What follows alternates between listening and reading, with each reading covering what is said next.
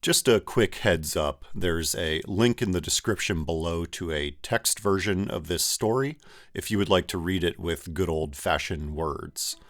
This is a bit of a weird one, so buckle up.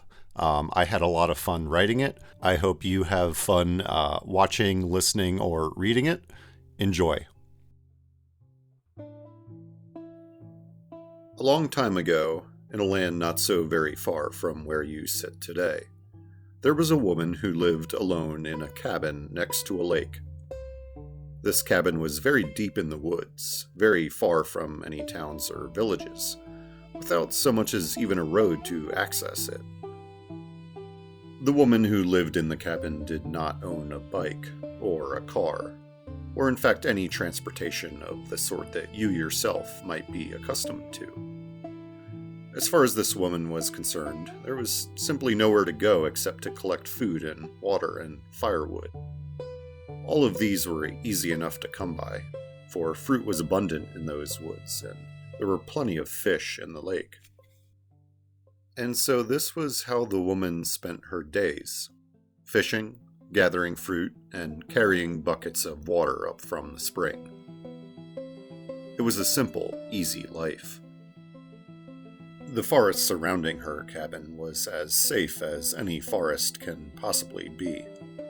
Unnaturally safe, it must be said. For I should mention that this forest was also a bit strange in at least one notable way. There were no animals in those woods, you see. At least none that the woman had ever glimpsed, save for the fish in the lake. There were no bears, no deer, no beavers, nor porcupines. There wasn't even a single rabbit or squirrel. This struck the woman as very odd. Given the circumstances of her life, by which I mean her incredible isolation, you must understand that the lack of animals in the forest was a puzzle, which only seemed to grow stranger and stranger the more time that went by. The woman pondered this riddle frequently, and of course, she had plenty of time for the pondering of such things. We might consider that the woman who lived in the cabin by the lake was a bit of a mystery herself. Nobody now knows how long she lived there, in that vast empty forest, or even how it was that she came to be there in the first place. Whatever the case may be, all we know now is that there was once a woman who lived alone in a cabin in the woods next to a lake. And at the time that she lived there, there was not a single animal in all the vast forest. Of these few details we can be certain, though little else can be known for sure. One day, in the autumn, the woman was walking by the lake when she happened to see two figures in the distance, moving through the trees. Now, as you can imagine, this gave the woman quite a shock.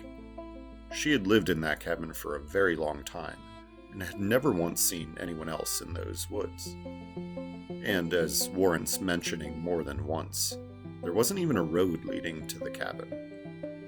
So, she wondered, where had these two strangers come from, and what were they doing there? Moved more by curiosity than concern, the woman decided she would go out to investigate.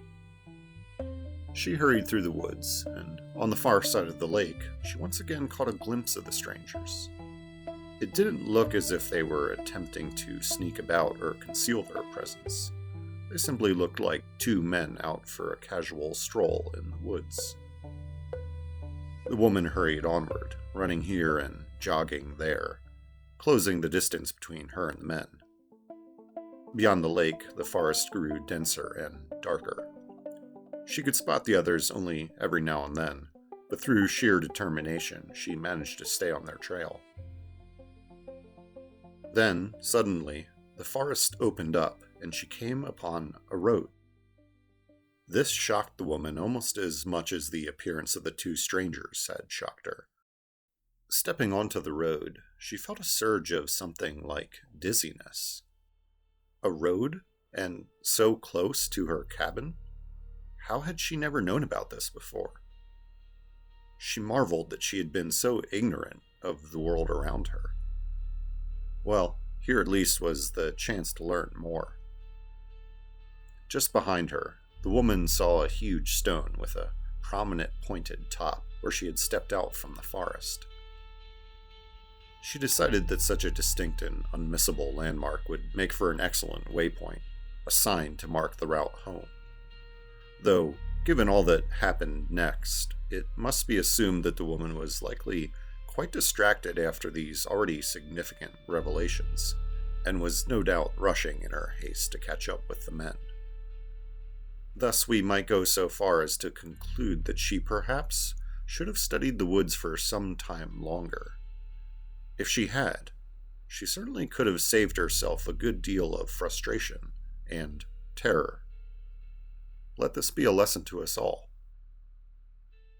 As it was, however, the woman hurried on down the road in pursuit of the men. Soon enough, she got close enough to shout at them. The men turned and waved, and didn't seem particularly surprised to suddenly find a lone woman jogging down the road toward them, in that vast, empty forest. The two strangers seemed friendly enough. They told her that they also lived in those woods, not so far away. They talked for several minutes, discussing both trivial and practical matters. The types of fruit they liked to eat and the types of fish they liked to catch, and so forth.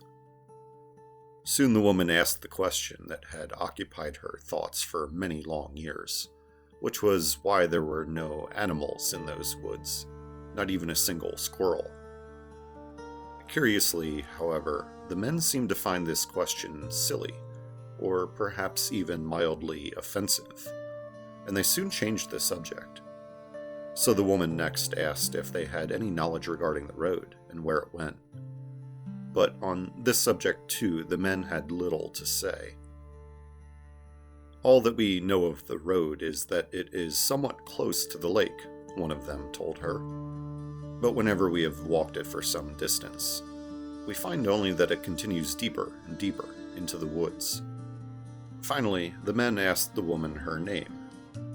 She was surprised to realize that it had never even occurred to her to ask the men what their names were.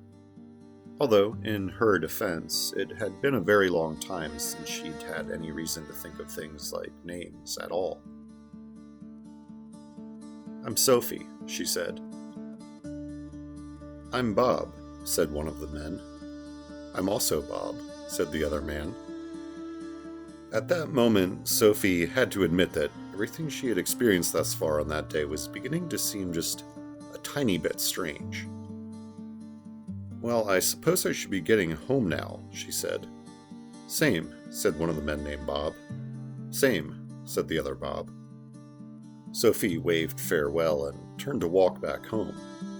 She walked the road and walked quickly, trying to remember how far she'd gone after originally stepping out of the woods.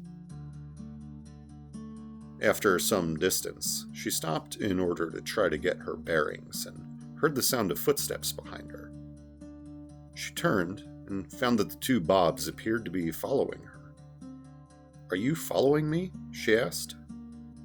One of the Bobs gave a short, friendly laugh. "We're walking home." "But you don't live in this direction," Sophie said. "I do." The other Bob also gave a short, friendly laugh. "I should think we would know the direction of our own home." "But if you live so close to me, how is it that I have never seen your house? How is it that I have never seen either of the two of you before today?" Sophie didn't mean these questions to sound so much like accusations. She was genuinely baffled. Nothing about that day was making any sense. "Well, you didn't even know about this road by your own admission. Not until you followed us here," said the first Bob. "Perhaps you don't know this forest as well as you think you do," said the other Bob. And Sophie had to admit that was a fair point. "I don't mean to be rude," she said, "but I could use some time to think. While I'm happy to learn that I have neighbors, I'm going to keep walking on alone if you don't mind. Please don't be offended." "Not at all," said one of the Bobs. "We understand completely," said the second Bob. Some time and distance later, just as the sun was threatening to drop below the tops of the trees, Sophie spotted the large rock with the pointed top that marked the spot where she had left the forest for the road. Or at least, so she thought at first. But when she stared at the rock a moment longer, she realized that she wasn't entirely sure. This rock looked very similar to the rock that she remembered, but not exactly similar. Not quite. She turned, and she saw the two men named Bob ambling down the road, walking without haste, but nonetheless not so far behind her.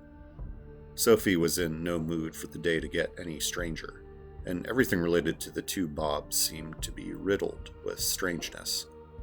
And so she walked into the woods, past the vaguely but not entirely familiar-looking stone, and hurried on in the direction of the lake. It was nearing sunset when she spotted the glint of water in the distance, and believing that she was now very near to home, she picked up her pace further.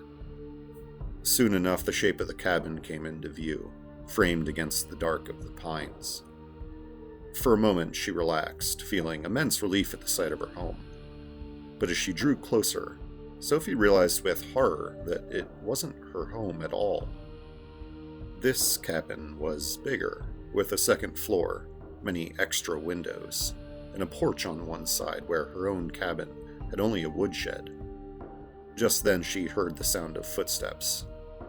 "Hello again," said the Bobs. They did not seem surprised at all to find her there.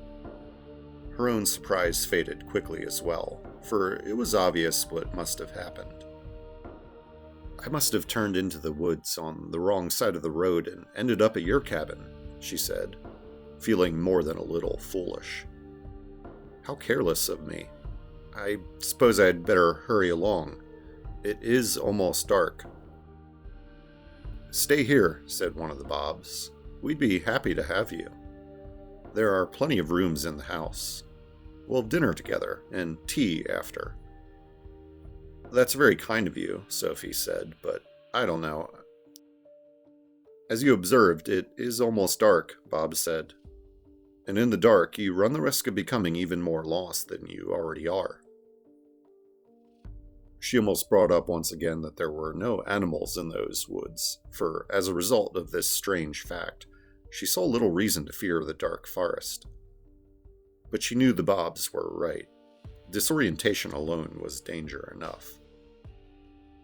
"We're glad to have the time to get to know you better," said one of the Bobs. "Sheltering our neighbor is the least we can do," said the other. Finding that she had developed quite a hunger after the day's adventures, and still curious to learn more about her neighbors, Sophie agreed to stay the night. Their conversation that evening was pleasant enough, though strangely dull, and afterwards she felt that she had learned nothing of real consequence. And so in the morning, anxious to be on her way, Sophie thanked the Bobs for their hospitality and set out. Soon enough she found the road beyond the lake once again, and began to search for the large angular stone that she had seen the day before. Strangely, though, she couldn't find anything of the sort, even after several hours of searching. She searched all along the road, up and down, for a great distance. Then she crossed and searched the forest on the other side as well. But there was absolutely nothing that might serve to distinguish one stretch of the road from any other. After some time, Sophie began to worry that she still was in danger of becoming even more lost than she already was. Feeling hungry and exhausted, she began to walk back in what she hoped was the direction of the cabin belonging to the Bobs. Soon she could make out a lake in the distance, glittering in the sunlight. She hurried onward, and a building came into view. For a brief moment, an almost painful moment, she allowed herself to feel some hope that the cabin would turn out to be her cabin, and that the lake would turn out to be her lake. But this hope was soon dashed. As she walked closer, it became clear that she was still lost. She knocked on the door, expecting to be greeted by Bob, or if not, by Bob. But Bob did not answer the door, nor did Bob answer the door. When the door swung open, 2 women were standing inside. They were smiling. "Hello," they said. "Welcome back." "You must be the wives of Bob and Bob," Sophie said. "Bob is out gathering fruit," one of the women explained. "And Bob is out fishing," said the other woman. "What are your names?" Sophie asked. "My name is Barb," said one of the women. "And my name is Barb," said the other. After a brief moment, Sophie muttered, "What are the chances of that?" I believe it is safe for us to assume, at this point, that Sophie was becoming rather more than slightly skeptical regarding this whole situation. A few hours later, Bob returned from collecting fruit, and not so long after that, Bob returned from fishing. Barb began to cook dinner, while Barb began to set the table. Sophie talked to Bob for a bit, but she found that neither Bob nor Bob seemed all that surprised to find her back at their cabin, and their surprising lack of surprise caused her to feel increasingly disoriented. These neighbors of hers were polite enough, very hospitable, and more than friendly, and Sophie could find no obvious reason to be suspicious of them. Nonetheless, the situation seemed to her to be very strange, and growing stranger all the time. The 5 of them talked throughout dinner, though the conversation was strangely mundane, considering the circumstances. She asked once more what they thought of the fact that there were no animals in those woods, and once again, both men appeared to grow vaguely but visibly uneasy, as if something about the question troubled them. Sophie looked to Barb and then to Barb, hoping the women would perhaps offer up a theory of their own to explain the puzzle, but both Barb as well as Barb seemed uncomfortable with the query as well. The next day, Sophie told the Bobs and the Barbs that she was going to return to the road once more. She was feeling especially determined to find her way home, and it must be said, she really put her all into the search this time. But even after many hours of questing up and down the road, Sophie still could not find the stone in the woods that marked the way to her cabin. She even crossed the road and began to explore deep into the woods on the other side, in spite of her fears about getting further lost. She went as deep into those woods as she felt she could risk, but there was nothing that looked familiar, and no indication that she was getting any closer to finding her way. Finally, only an hour or so before sunset, she was forced to admit that she had become terribly hungry and quite tired from all her searching, and decided to return again to the cabin of her neighbors. "We are so sorry," said the Bobs and the Barbs when she returned with her shoulders slumped in defeat. "But nonetheless, we are happy to host you here for as long as necessary." At dinner that night, Sophie noted that there were 2 extra chairs around the table. Then, as the meal was served, 2 children, a boy and a girl, appeared without a word, and sat down at the table without so much as a glance at her. "Hello," Sophie said. "Where did you come from?" It seemed quite strange to her that she had not seen nor heard these children before, and that neither of the Bobs nor Barbs had thought to mention them. "We have always been here," said the boy. "We have always been here," said the girl. The children stared at their plates, and they did not ask Sophie who she was, or what her name was. Sophie decided not to ask the children what their names were. Frankly, she didn't even really want to know, and figured she could probably guess. "Have either of you ever seen any animals in the woods?" she asked the children. She glanced at the Bobs and the Barbs, wondering if the adults would intervene, since it seemed to be a subject that they were not eager to discuss. But the Bobs and the Barbs simply continued eating. I'm sure there are animals out there somewhere, said the boy. Maybe they're just shy, said the girl. In any case, I don't think it's terribly important, said one of the Bobs. Certainly not very important, said the other Bob. The next day, Sophie again set out to find her home, and again searched the woods up and down and throughout, all to no avail. Again she grew hungry and tired and returned to the cabin belonging to the Bobs and the Barbs, feeling confused, disoriented, and more than a little frightened.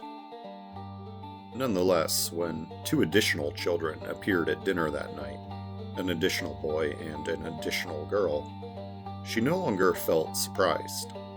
The additional children didn't concern her as much as a new detail that she had only just noticed. On the back of Bob's neck, just below his hairline, Sophie thought she had spotted a zipper. It was visible only for a moment before Bob shrugged and pulled his collar higher, but she was quite sure of it. And so she began to creep around behind the rest of them, sneaking glances whenever she had the opportunity. She saw what she had feared to see. All of them, even the children, had zippers on their necks, carefully hidden by their clothing.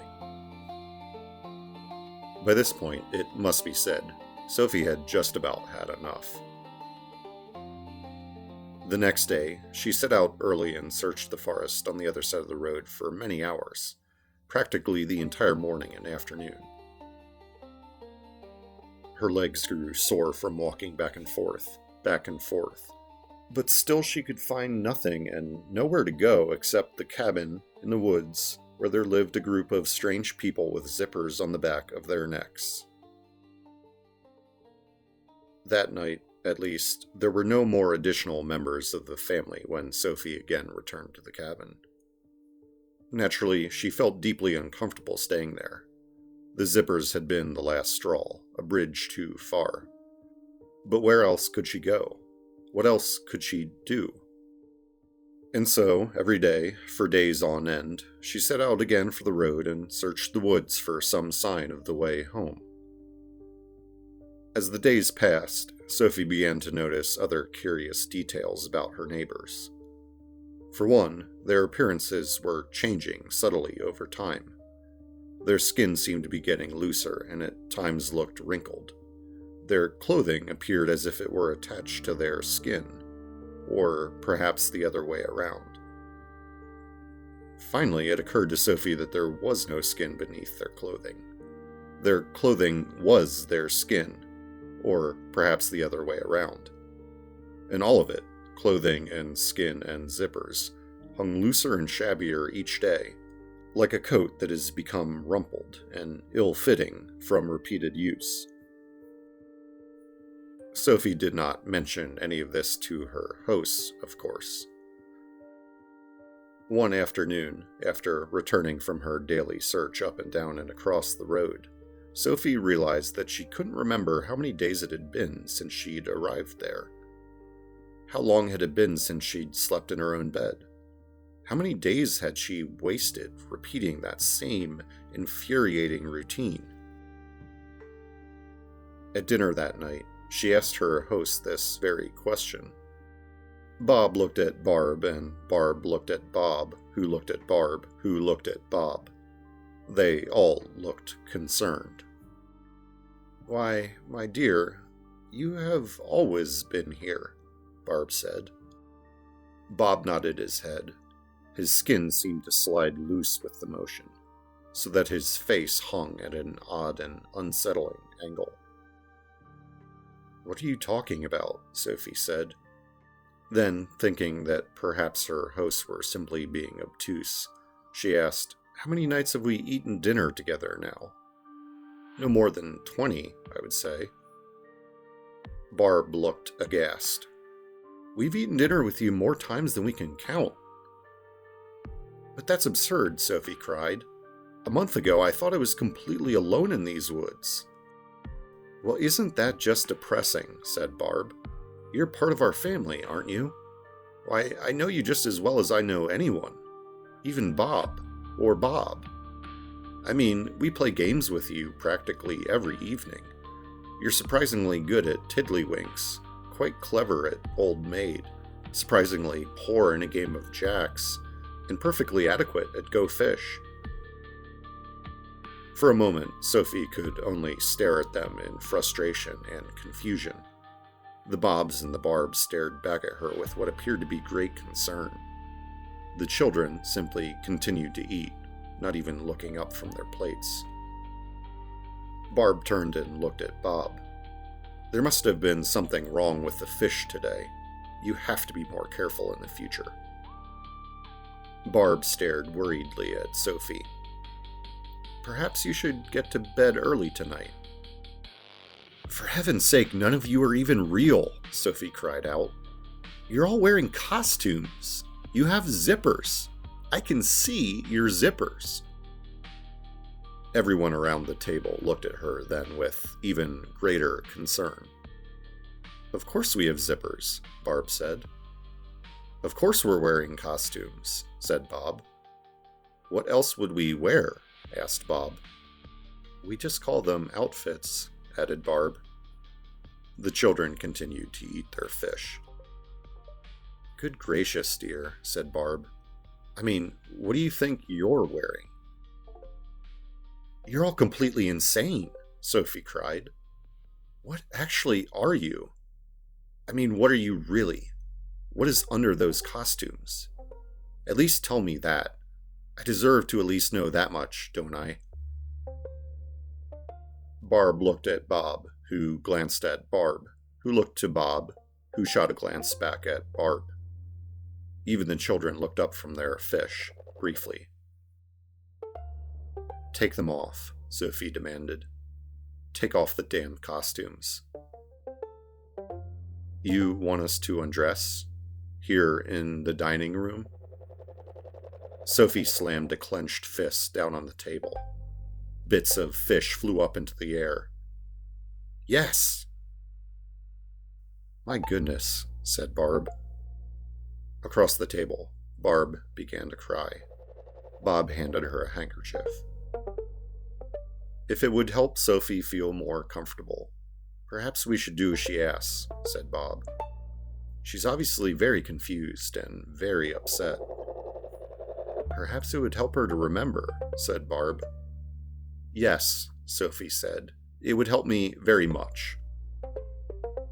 For a moment, no one moved or spoke. Then, at last, Bob pushed his chair back and stood up. He looked again at Barb. Finally, with a nod, he reached an arm behind his neck. Sophie heard a zipper unzipping, and when Bob's human costume at long last fell away, she saw that Bob was a boar. Bob stood next. With a stretch of his arm, he tugged at the zipper on the back of his own neck. Bob, it turned out, was a bear. Barb stood. She unzipped her human costume and stepped out of it. Barb, Sophie discovered, was a cow. Next, Barb removed her human costume. From out of it stepped a deer, a female deer, which we call a doe. Barb turned to the children. You too, Barb and Bob. And you too, Bob and Barb, said Barb. The children nodded sullenly and put down their forks. They were, Sophie saw, a squirrel, a mouse, a raccoon, and a rabbit.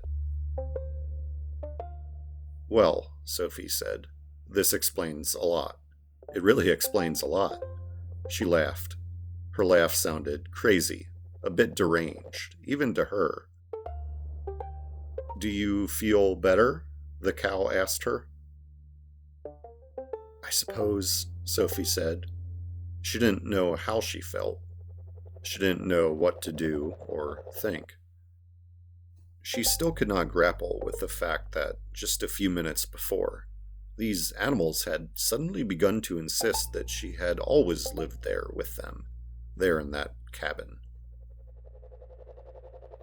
For whatever the reason, this idea disturbed her far more than learning that they had all been animals wearing human costumes. She simply could not abide the thought of having lived with these creatures all of her life.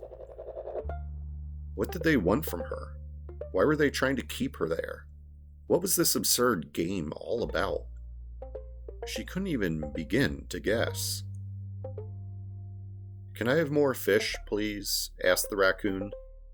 "Not right now, Bob," said the boar. "We're in the middle of something." "Why are you trying to keep me here?" Sophie demanded. "Why were you trying to trick me with those ridiculous costumes? What is going on?" "Oh dear," said the doe. "I need to go home," Sophie said. "Don't you dare try to stop me." "We've all removed our outfits, or costumes, as you call them," said the bear. "Don't you think that maybe you should take yours off, too?" "Oh no," Sophie said, laughing again, laughing louder and higher and more crazily than before. "Oh no, no, no, no, nope, Sophie?" "Nope, nope, nope," Sophie said. "Just take it off. You'll feel better. I think you really need to calm down before you hurt yourself," said the cow. "Don't tell me to calm down," Sophie cried, in what was decidedly not a calm manner. The animals all took a step toward her. "You're scaring us, Sophie. Just talk to us, Sophie. We're all family here, Sophie. What is this all about, Sophie?" Sophie bolted. She raced out of the cabin, lickety-split. Although, it must be said, she could not run quite as fast as she would have thought. She was sure she had once been able to jog and even sprint quite capably. In the past, back when she had lived on her own. Back before she had become trapped by those horrible creatures, those malevolent, masquerading monsters. She used to be less clumsy, too, she thought. Nonetheless, she ran as fast as she could, which was not particularly fast. And she ran awkwardly. Really, it must be said, it was more of a shuffle than a run.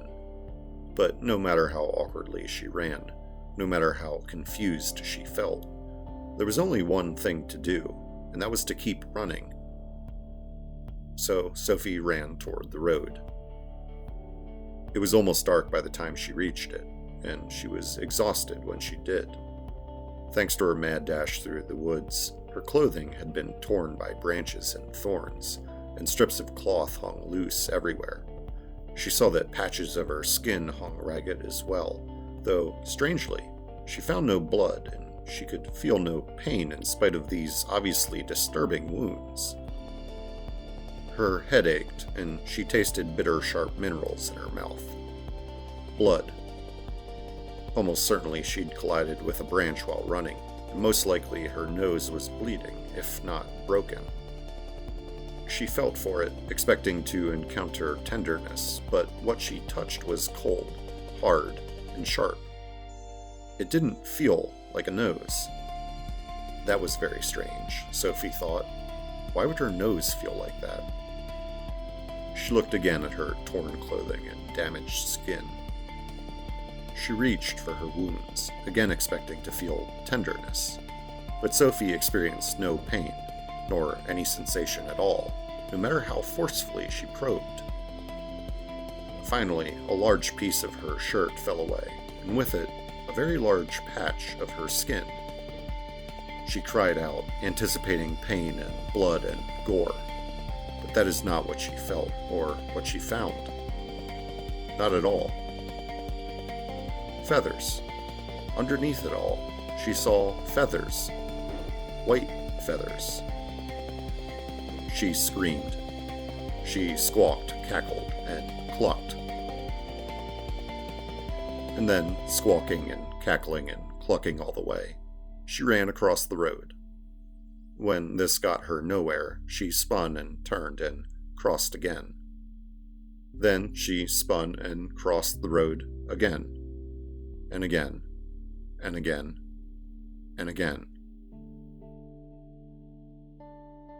There are some who say that Sophie, poor disoriented Sophie, is still crossing that road to this very day.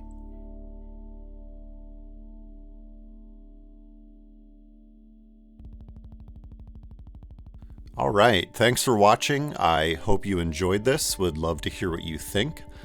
This is one of those stories, and this happens a lot, where there's a couple different ideas that I don't know what to do with, and then they eventually combine into what results in a story.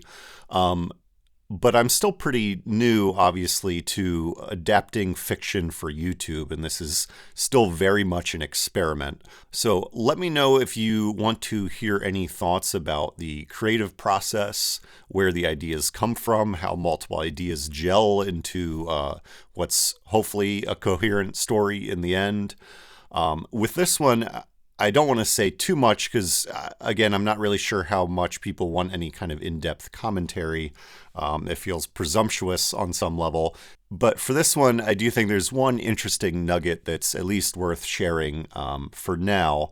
One of the several things going on here was that I challenged myself at some point to write a story that reflected how horror and humor both rely on the element of surprise. Both with a horror story and a joke, you basically build up tension to reach a punchline.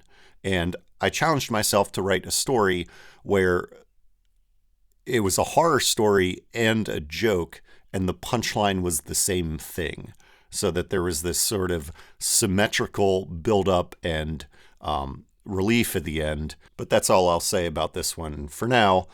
Again, I hope you enjoyed it. Thanks for sticking around. I have a lot of stories coming up that I'm actually really excited about, that I had a lot of fun with, and that I want to share and hopefully other people enjoy. Stay tuned. I've got more coming. Like, subscribe, you know the deal. Thanks for watching. Have a great day.